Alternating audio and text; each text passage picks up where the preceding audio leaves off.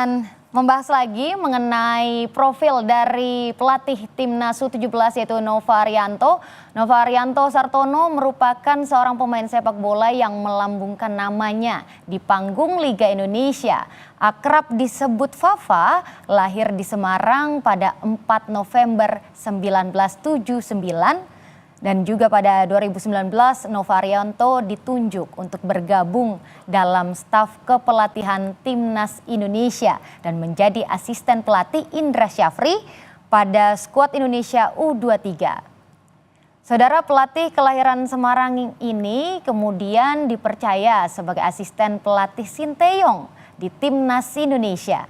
Ia sempat juga terlibat dalam berbagai kegiatan yang melibatkan tingkat senior U23 maupun U19 pada 2020 hingga 2023.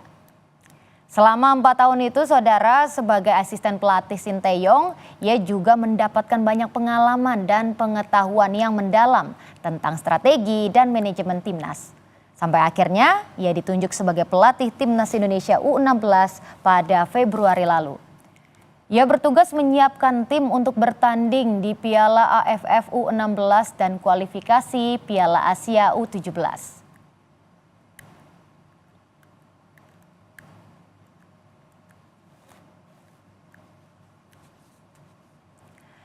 Saudara, selanjutnya kita juga akan membahas siapa tadi yang mencetak